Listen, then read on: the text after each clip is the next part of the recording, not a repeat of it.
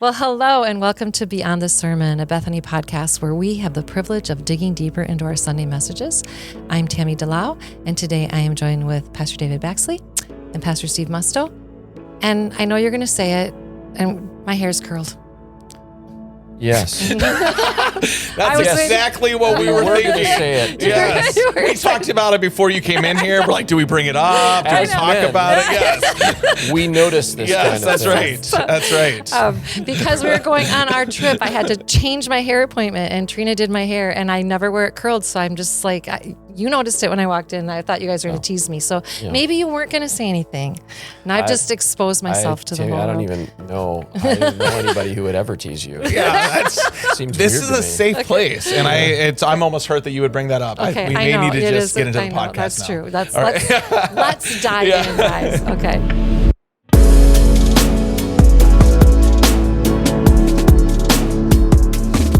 So I would love to do a flyover. You took us to the throne room, okay? And it was beautiful there, and it was orderly, and we saw the comparison between what the throne room of Domitian would have looked like versus the throne room in heaven. And I so enjoyed our worship night last night because all of those songs that we have sang over and over again rang differently when we're talking about the elders and the crowns. And so it was just so exciting. So that was really fun. Good. Okay. Yeah, agreed. It's once you understand what is going on in heaven and there's the worship is happening and then you get a chance to worship and sing some of the same words that you're studying in Revelation. It's just powerful. And getting to spend the night praying too. When we were talking that morning about the significance of our prayers, even as they're being held. Right. That's just, I was thinking about that too a lot last night. Yeah. I know. And one of the questions I had when you were talking is, okay, the smell of incense. I'm hoping that's a good smell to the Lord. Yeah. Like, it doesn't really tell us what that's all about. No, but it has to be. I mean, and it's a pleasing aroma. Yeah, it's It's a beautiful thing. And that I wanted 20 minutes in the message just to talk about prayer and just to talk about how prayer becomes judgment. You know, all of those prayers that we've prayed for justice and things that haven't been done. And we just believe, well, that prayer didn't get answered or it got answered no or whatever, but all of it gets stored up. And then the idea that it becomes part of making it right. Okay. And undoing what's been done on earth is, just powerful. So I found myself, you were excited about the judgment. Yeah. I sat there going, oh my goodness, that's really scary. Judgment is going to happen. It is scary. Yeah. Okay. Yeah. Well, I mean, it's scary for those who Are being judged. are under judgment. And, but anybody who's ever been mistreated, if you've ever been mistreated, you want that person judged. And it's justice we're excited for. It's justice. Yeah, that's the, justice. Okay. Yeah. Yeah. And there's a little bit of this, we want to know that God is just. We want to know that it's going to be okay. Yeah. Someday we want to know that wasn't wasted. But we all have people in our life who've terrible things have happened to, and the perpetrator died. And you're like, they didn't really pay. Yeah, they did pay. They are paying. And they're not done paying. And it all gets judged. So that's part of the picture of Revelation is this picture of judgment. So imagine that you're in the church and that you're undergoing, difficulty and challenge, and you're being forced to choose between worshiping Domitian and agreeing to worship Jesus and saying, hey, look, I refuse. I refuse to go into the temple and worship him. I refuse to do any of those things. And instead, you're going to put your family at risk and you're going to put your business at risk and all of those things. And you're like, look, this is just not fair. I mean, this culture worships all these different gods. And now they're saying that I can't worship My God. Christ. And that none of this is fair. You guys have all these gods and you're like, you have no problem bowing down to gods that have no power. But why are you giving me a hard time for worshiping the one true and living God? It's not fair. Or, we're going to take away your opportunity. It's not fair. So for Christians who were in Asia at the time in the church, John is reassuring them, hey, don't I know it feels like it's not fair, but it's going to be okay. Trust me when I say there's a judgment coming and it's going to be okay. Yeah, I thought it was very interesting too when you talked about the two churches who won 2 times number one fan of Domitian. Yeah. Like, because I think of a fan club and you want to be the number one fan, and and to be in that community where that was happening. Yeah, so. there's a fantastic little book on Ephesus, and it's like a day in the life of Ephesus or something like that, week in the life of Ephesus, that I read when we were doing the Ephesians series, and I just recommend it. It's a story. It basically reads like a story, and it's short, but it gives you an idea of what is going on in the world. And according to tradition, the Apostle John, who wrote Revelation, was an elder in the church in Ephesus. So we do get a picture of what's really going on there. So for John, he had a front row seat to all this happening.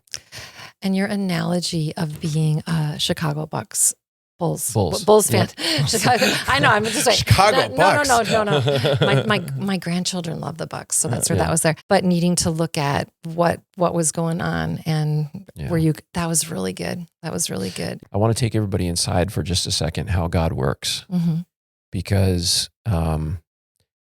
I had knew that as I read the text, I said, this is what this is saying, and I've got to figure out a way to say this to the church in a way that is that we can understand in our day and age. And I was in prayer, and I was praying one morning, and God brought the 1990 Chicago Bulls to mind as I was praying. And I was like, okay, God, do you want me to pray for Dennis Rodman and Michael Jordan? And sometimes God does this. Like I'll just be praying, and some random people will come into mind, and it's like, okay, God, I'll commit them to you. I'll pray for those people. Sometimes from my past, sometimes they're famous people, sometimes just people I bumped into. That wasn't it. I prayed for them, but it wasn't it. And so I said, okay, that was weird. And I was driving into work later on that morning, and I was thinking through the message, and the two things connected. And I said, oh God, thank you. Praise you for this is not me. This is not me coming up with this great illustration. That God gave me that illustration as a way of trying to take some of the sting out of saying, a really hard thing. And it certainly applies to my life, and I think it applies for all of us. So, no, I think it was really good, because at the end of the day, we need to look. We are living in Babylon, and that's hard to hear, and it helped bridge the gap there. Yeah, because so it's super good. I think that statement that we're living in Babylon, it was actually pretty hard for some people to hear too. Okay, why do you think that? We're patriotic. We love the United States, and we should. Do, yes. Yeah, there are a lot of places. The U.S. has such opportunity and such wonderful things about it, and many of the people who have built it were followers of Christ. So there's a lot here to be able to give a thumbs up to and be happy about and proud of. And so to hear, oh, wait a second, this is Babylon. And like, well, we're not our rights are not being infringed on to worship. And we're not, what do you mean this is Babylon? But Babylon is any earthly system that is devoid of God. And at any point in time, ask someone on either side of the aisle, depending on whose guy is in office at the time, whether or not this is Babylon, you will have a different answer in each administration. Right. And so, yes, the answer is yes, it is. There's not a perfect system until the perfect system comes. And I think a lot of times you described it well. I think now many people would say, well, clearly we're living in Babylon now. We need to return back to when we weren't Babylon. And that's the narrative, I think, that even more is a harder pill to swallow, is it never was not Babylon. From the moment the greatest documents were penned, it was still being penned in Babylon. For the moments the great rights were being given, it was still being given in Babylon. Right. That's hard. Like that's a hard narrative, because we can see where Christ is woven into some of those things. At least it seems like he is. And that's hard to consider. Well, I think it's hard if our identity is I'm an American, but it doesn't have to be hard when we know our identity is we're children of God and what the future has. Yeah, that's good. So does that make sense? Yeah, that's good. So, there's a citizenship issue. And so, And an identity issue. Yeah, my grandfather came from Italy, and to become an American citizen, he renounced his Italian citizenship. And at the time, Italians were not well liked in the country, and so it was an easier choice. Mm-hmm. And he wanted to get rid of his Italian identity as much as possible. But he renounced his identity or his cultural identity, kind of cut ties with Italy, Mm-hmm. and renounced his citizenship and embraced the citizenship of the United States.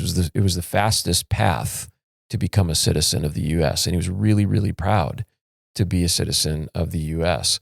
But you couldn't leave his accent behind. You couldn't leave the way he looked behind, any of those things. So he's still sort of marked by that.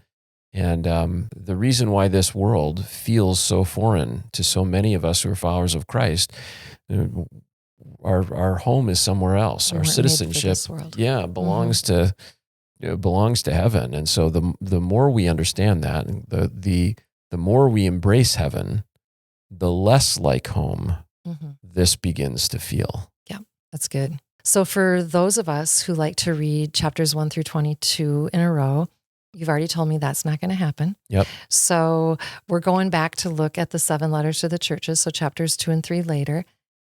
This week, we are jumping to chapter 12 through 14, correct? Okay. Mm-hmm. As we met and we talked about this, what is in between where we left things in 4 and 5 and what comes up in 12, there's some things that happen in there that we could easily teach and explain, but we would have to keep reaching forward into 12, 13, 14 and pulling them back into the story. And so it's a little bit easier to say, let's unpack 12, 13, 14, because specifically we need to meet the villain. So Kathy and I were watching the show, and we got I think last night we got to the 3rd episode of the show, and they finally revealed the villain. Okay. This is who's behind it. And that's kind of what's going on here. Yeah. We need to meet the villain, the real villain in the story. We've already met the hero. We've met God and the Lamb, but now we need to meet the red dragon. Well, and for those that are following along, kind of with our playbill, this is the week where really this is going to, I think, come to life. Yeah. In I was even just reading through it today and just being reminded. This is. I would encourage people to, if they're listening before the sermon, go back and read this and prep for Sunday. I think it will help connect some dots and kind of bring some context, and also remember to look back to the very back page where it kind of breaks down the 2 different tellings of the story, which can give a little context to why we're maybe moving things around a little bit to understand how to read the story better. Because I was thinking about this, Steve, our first podcast, we talked about how we've heard Revelation taught in many different ways. Yeah. And so if the question I was thinking, how would I answer the question? Someone says, well, if it was in this order, that was the way the writer for John, why aren't we just going to follow that?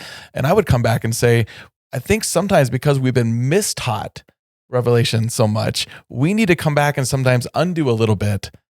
And that sometimes you got to do that by jumping ahead so that we can come back and better understand really the way the arc of the book is being written for us to experience. Well, and if I remember correctly, you guys have shared that all of these things that we're going to look at, the different chapters, are just different angles, different snapshots. Yeah. So it's like watching a football game and seeing it from this angle and seeing it from this angle. And so that's one of the reasons we're able to do this, because they're different angles. Yeah, that's a good analogy. The football game analogy is really good because I used a sports reference. I know, and as you do all the time. But he made the catch. Well, are you sure he made the catch? Right. Here's a different camera angle that's looking down the line. Yep, and he didn't. And he didn't make the catch. His foot was out of bounds. I was like, we would not have known that if we didn't see it from this angle. And something similar is going on. Okay, that's really good. Okay, so I'm going to go ahead and read Revelation 12. A great sign appeared in heaven, a woman clothed with the sun,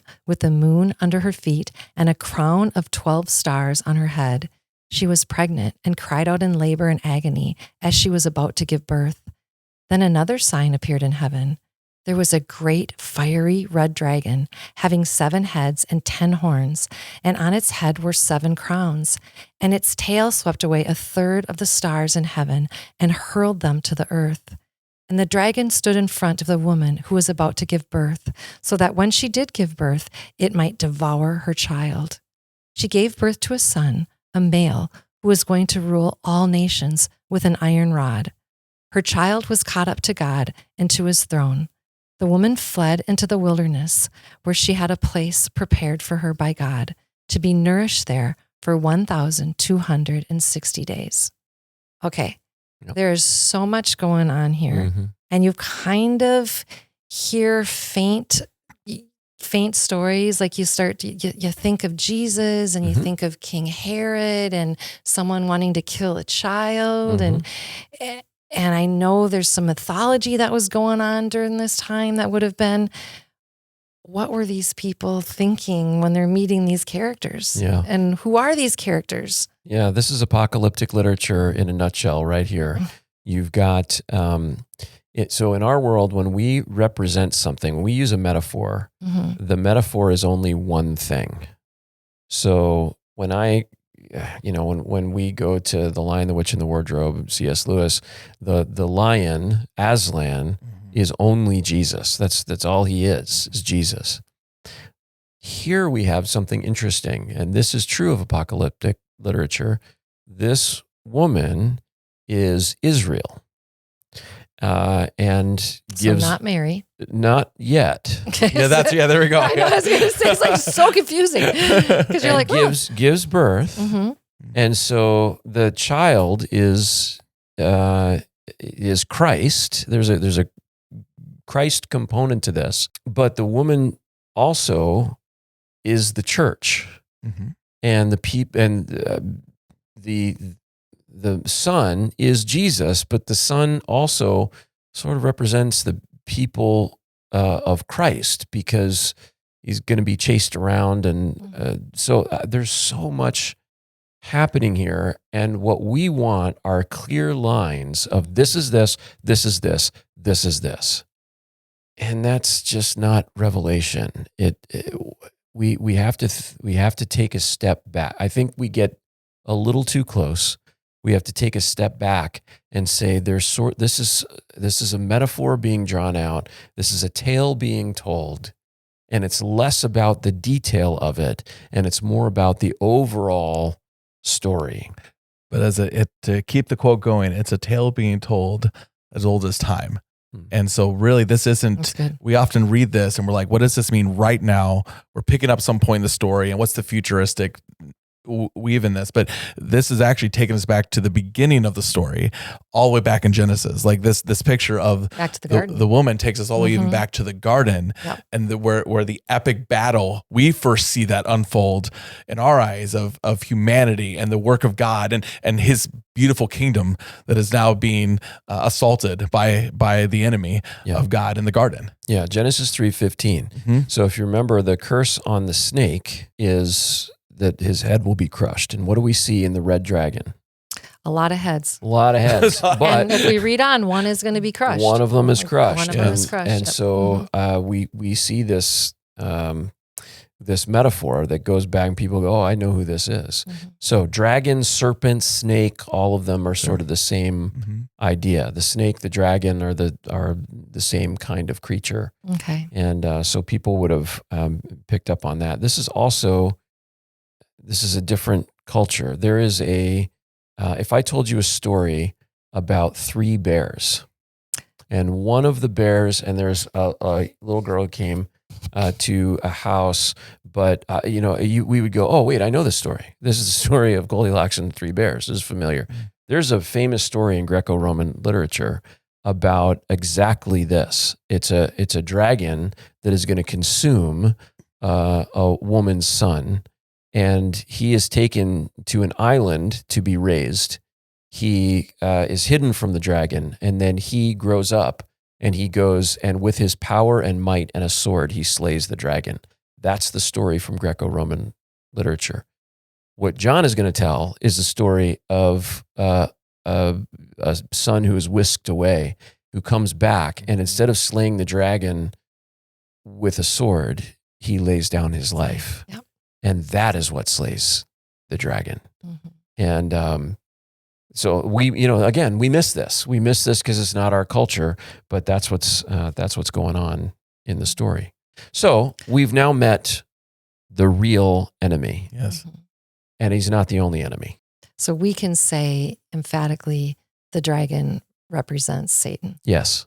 Whereas the pregnant woman, she can represent a few things. Yeah, a couple different things, and we'll unpack that a little bit more in the message, but all connected to the overarching storyline of God. And if I was summarize it, start with Eve. Creation is born out of Eve. The ultimate nation of Israel is born out of that. The nation of Israel is where Jesus is born out of, and the Messiah for all the world is in, and then the offspring of now the Messiah is the church, and how the church is now demonstrated in the story. So I would say it's multiple things, but really it's still all connected to the same idea of what's happening in this cosmic battle. Okay. Yeah. So the woman has other offspring. The dragon goes after the other offspring. That's us. Yes. Mm-hmm. Yeah. We're the church. Mm-hmm. And then we get to Revelation 13.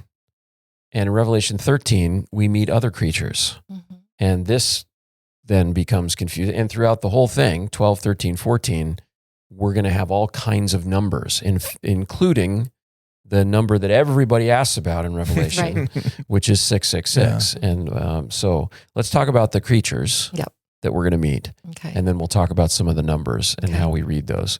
So the dragon is Satan, clearly Satan. 7 heads. 7 is the perfect number. We've learned that, right? Yeah, so much about him feels like he's copying all the perfect numbers. There's 10. Right. So he's but one of them is slain. One of his heads is missing or dead. Mm-hmm. So he's one less. So it's one less. That's 6. Yeah. Okay. So we have that.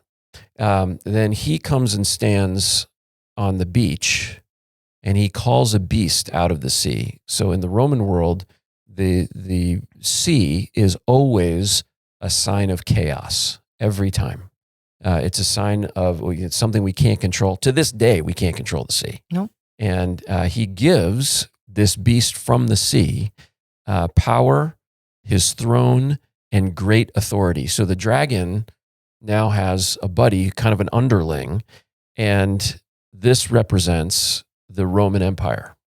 So the beast from the sea, Rome is known as being having a fierce navy.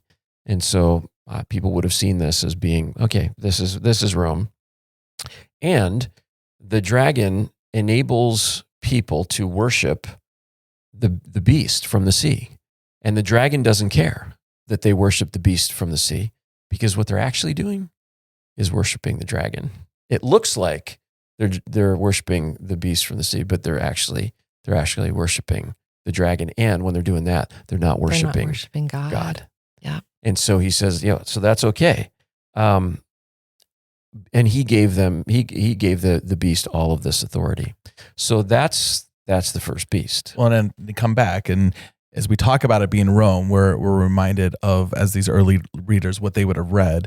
But what does it still symbolize for us? Which comes back to this idea of Babylon, these ultimate powers of the world, designed to mimic comfort, mimic safety, mimic security, the place we are being enticed to come into, thinking it's going to give us something that we want, but instead behind it is the dragon, pulling the strings, moving the pieces around, and accomplishing this thing that's in opposition to God. Yeah. So ultimately, if we worship those things, those idols in our life, comfort, control, money, power, we are worshiping the dragon, and it's taking away our worship from God. So we parallel this story. Yeah, and in a lot of ways we do. I mean, literally, the people are being called to worship Domitian. Yeah. Literally. Yeah, that's right, yeah. So worship the beast that came out of the sea. Yeah. Worship Rome. Worship the Caesars of Rome. Is what John is saying is, do you understand that by doing that, this isn't harmless? You're not just worshiping nothing. you're worshiping the dragon. Mm-hmm. You're worshiping the one that is causing all of this chaos. And so now we've been introduced to Team Lamb. Now we're introduced to the other team Dragon. So was this John's way, God's way of using an analogy like the Chicago Bucks to help Bulls. us, Bulls, help us to help them to see what was really going on within their own culture? It was kind of the same thing then, in a way. Yeah, I think they're trying. I think John is helping them understand what is really happening. Okay. And God is graciously giving these 7 churches a picture of. I come back. I said it this week in the message, but I keep coming back to. Are you sure? Are you sure you want to find your security here? Yeah. Mm-hmm. Are you sure this is the place where that you want to gain, that you want to give your allegiance to, and you want to gain security from? Because you realize what's powering this, right? This is all coming from Yuck. Mm-hmm. Okay. So that's the beast that came out of the sea. The beast from the land is not as powerful, and he is kind of a helper to the beast that came out of the sea. He also serves the dragon, and he is a worker for the beast that came out of the sea. He's doing his bidding. He blasphemes. He encourages everybody to worship the beast that came out of the sea, or to worship the dragon, and he's full of propaganda. And this is what local authorities did. It's like, this is Pergamum and Ephesus. Support the emperor. We want to become better worshipers of the emperor. They're spokespeople for Rome. They're spokespeople for what's going on. And so in those 7 cities, they would have said, "Ooh, man, this is just part of the same system." Are we seeing an unholy trinity with these 2 beasts and the dragon? Yeah, absolutely. So the evil one does try to copy. Yeah. Oh, yeah. Okay. Absolutely. Yeah. And not surprisingly, and I think we have this on the sheet. We do. Yep. David, the beast that comes out of the sea, and the beast that's on land. What are they described as? How do they look? Do we have it on there? Yeah. We have the beast from the earth is a ram. Mm-hmm. And what does a ram very similarly look like? Yeah, a lamb. A lamb, But more aggressive. And I was just thinking about this comparison when, because we see the lamb also has the 7 horns and the 7 eyes, but a ram has 2 horns. Mm-hmm. It kind of looks similar. Right. Like we're seeing this contrast. And I think that's an important part of the deception narrative, because it's easy I think it's very easy as for us, and this comes back to this whole Babylon tension we're wrestling with, to think that it's going to be really obvious where the deception is. Yeah. It's going to be really clear where the deception is. Like, hey, any Christian should be able to just see it. Look, it looks like a dragon. But what we recognize is that actually what we're mostly seeing is something that's meant to mimic the lamb. Mm-hmm. It's meant to look like him a little bit and maybe sound like him a little bit, but just twisting it just a little bit. And the deception is really easy to fall into, because it's probably going to invite us into the comforts of Babylon that maybe even feel, well, doesn't God want that for me? Surely God wants his children comfortable. Yeah. And that's where I find myself. I mean, again, when I grew up listening to the stories, it was almost like it's clearly obvious. It's going to be so clear where the evil is. And as even my own life, and as we've looked at this, the point is to warn us. It's going to look similar. Make sure you know what God says versus what the enemy invites us into. Yeah, these are all images for something. We're being told a story. We have Babylon is in there, and then we've got all these numbers in 12 and 13 and 14. We got a bunch of different numbers, and pretty much they all go back to the book of Daniel.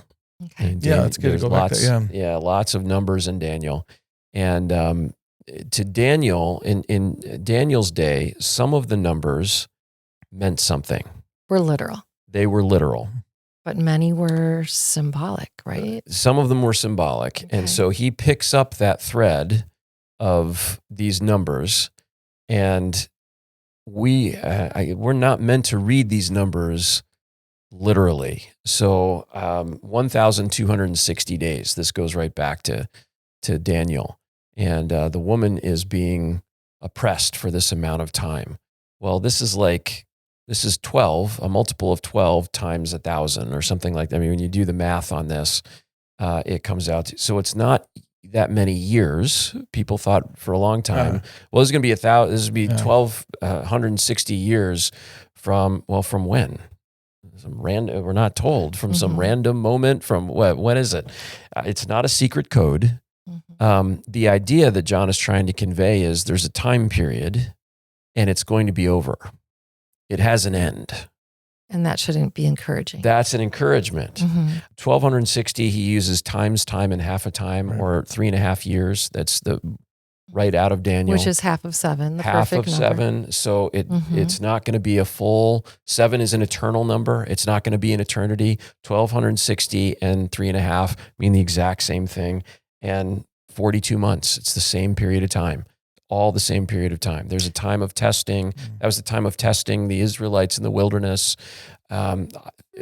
These are symbolic numbers meant to say it is going to be really hard for the people of God. They're going to have to fight Babylon for a long time, and Babylon's going to try to crush them. But it had a beginning.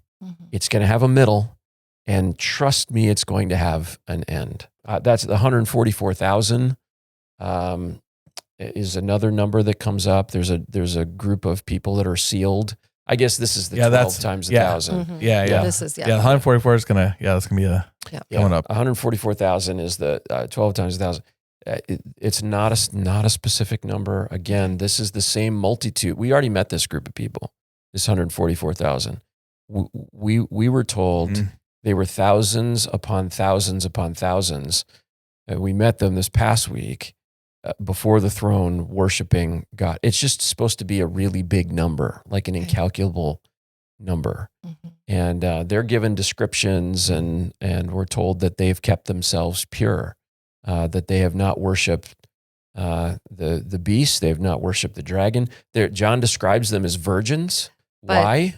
Because he says that Rome, he's going to describe Rome as a prostitute, Babylon as a prostitute. That's why, so he uses sexual imagery, marriage imagery. He uses all different kinds of imagery to say the same thing. These are stories within stories within stories. So we're talking about numbers, but in here we get introduced to the big number. Yeah, 666. That everyone wants to, someone's waiting for, say, tell me more about that number, because it's been, it's really been corrupted, mythologized. That's a great. It's so much that there's so much confusion around it, and is the number itself evil, and we should never see that number. Like, what is it that we're trying to understand of this number? Then you've got stamped on foreheads and stamped on your hands, and there's just so much we could talk about. The number, again, this is meant to be symbolic. It's not meant to be. It's just representative of something. We're introduced to 666, and then we see that the people of God are also stamped and with the sign. And so all this is saying is, are you marked by God? Or are you marked by Satan? And I think the idea of the 6, there are multiple, there's not consensus on this. No, so there are multiple possibilities. The one I tend to lean towards is, this is 3 incompletes. Holy, holy, holy, Lord God Almighty. 777. And we've got less than 666. And it's not a completion or a fullness, and it has an end. And I think that's just kind of the idea that John has given us. And it's not a literal mark that people need to be worried about taking. But as I've said in this a little bit, thinking about this, the image that I was thinking about with this number, it represents compromise. To the mark of those that receive the mark later on, we talk about from God, are the ones that have stood fast. That's the theme of Revelation. They have not compromised. They have not said they worship both the Lamb and the dragon. Like they have not tried to bridge those worlds together. But the 666, that's that compromise number. It looks like maybe I'm getting really close and just close enough, but I've compromised with Babylon. And the truth is, I cannot compromise with Babylon and get the mark and get that perfect, get that Christ has invited me into with him. And this is the image I was thinking about. What does it look like to compromise? And I know, again, surrounding this number, we often get all this politicized narrative of all this stuff. And I was taken back where and we were in this fall, the compromise I was thinking of is when we now don't love our enemies. We're not willing to pray for those. I was taken back to the Sermon on the Mount. Like the mark, Jesus is actually saying the mark of my followers that represent me are the ones that live contrary to Babylon by not following the instincts and narratives where you love your enemies and you pray for those that are coming at you and persecuting you and trying to take you down. You're willing to where hate doesn't exist, where love overflows in that, and what we have belongs to God. All the things we talked about this fall, and I was like, that's the image, that's the contrast of just, it's fresh in our minds, but that's the contrast to Babylon, is what Jesus is painting, that picture he gives us in those verses. Well, and I'm wondering if the mark on the forehead and on your hands has to do with what are your thoughts and what are your deeds, and are they looking like the dragon, or are they looking like the lamb? Well, if you go back to what Moses tells the people of God. Yeah, there we go. Mm-hmm. One of the things that God has told him is my people will have their mark on their hands and on their foreheads that will say of God, basically, of Yahweh. I belong to Yahweh on their hands and on their foreheads. So this is an undoing of that. This would be no, I'm not marked by Yahweh. I don't belong to Yahweh. I belong to this one over here. I belong to the dragon. So this is Old Testament imagery, and it's not about, NATO is gonna assign you a barcode that you're gonna get on your forehead and. Or a microchip, or that's not anything that John is trying to convey here. This is not part of that imagery for him. We don't have to freak out every time some new technology exists that might be used to purchase something. Right. Apple Pay. We have Apple Pay. We're going to do those credit cards for years. I actually had a friend who worked for a company that did the magnetic strips on the back of credit cards, and he said just the sheer volume of people who email the company all the time and just say, this is the mark of the beast. And don't you realize, and again, we're so arrogant. We assume that John is talking about us in our day and age. John is not thinking about us. John is writing to the people then. And we've got to embrace and accept that. Why studying God's word is so important. And when we spend some time in the Old Testament, we're going to see the looking back that's happening in these chapters. So before we close, I would really like to talk about Satan, this dragon. Like, who is he? Where did he come from? We know he hasn't always been. He's a created being. But I think there are some that are sitting with us that, who is he? Yeah. Why is he here? What did he do? Yeah, you're right. He is a created being. We call him an angel, a fallen angel, but that's just our way of, we call anything in heaven, any spiritual being, an angel. And I just don't, that's not accurate. There are all kinds of spiritual creatures. We're meeting them. I mean, there's some that look like an ox and a lion and whatever. So there are different kinds of spiritual creatures. We also know that there are different levels of authority. And so the best we can gather is that Satan is a spiritual being with tremendous authority who was given authority to do something on the earth. And as I think we said in an earlier podcast, spiritual beings were given different authority over different regions and areas, right? And some of them are still in allegiance to the Lord, to Yahweh, and others have gone rogue and are not. But that doesn't mean that they're not still part of the board of directors. This is so hard for us to grasp. Yeah. No, it's so hard.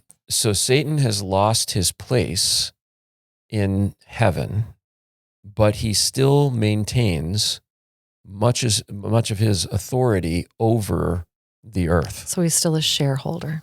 Oh, that's a good way of thinking about it. Okay. Yeah. He's still a shareholder. So he's still, in a sense, he still kind of has a vote. God wins and overarching over all things. Satan has been struck and is defeated, period. But anyone who hunts will tell you that when you have a wounded animal, that's when they're at their most dangerous. Because when you corner them and they know their life is short, they will do anything. They become desperate. And that is what is happening. Satan is determined to do damage. And he is a cornered snake at this point. Okay. And very, very dangerous, but already defeated.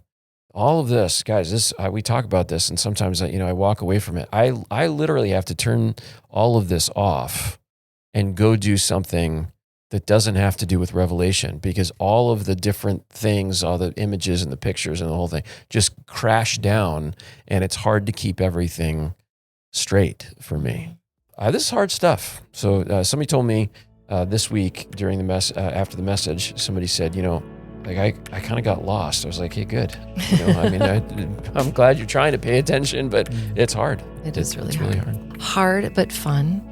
And I think this time through, probably more encouraging than it's been for me in the past, if I'm honest with you. I'm glad. So thank you. And thank you. And thank you for joining us this week.